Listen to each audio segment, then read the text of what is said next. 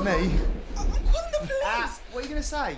Help me, there's a ghost in my room. Are you dead? How would that make you feel, B? Well, dreadful, obviously. Well, it is the number one... Oh, no.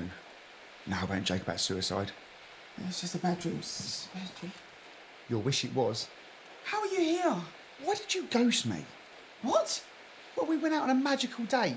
I pulled out all the stops. I even played piano for you in that microbrewery. What is in this spring? No, look.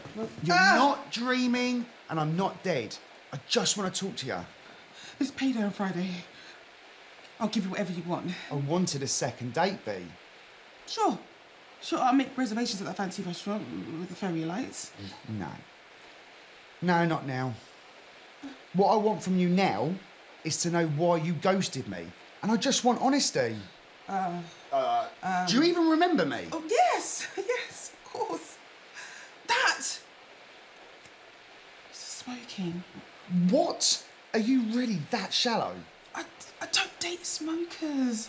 I wouldn't have swiped right if I'd known you were a smoker.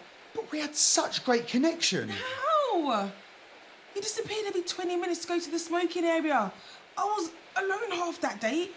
I walked you home. Oh, you're gonna bleed in metal. And that kiss.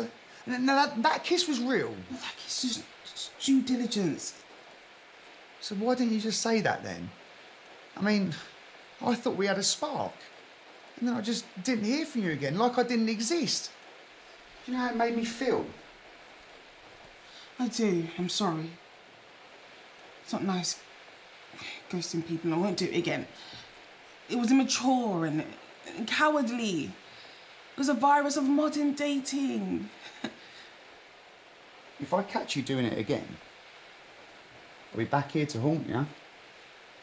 You said you weren't dead? No, I'm not. But you were right, this is just a dream. I know, it's a bit cliche, isn't it? Get out! I want to wake up. Fine. But know this, B. The second date sex, would have been absolute fire. What? Like a chimney?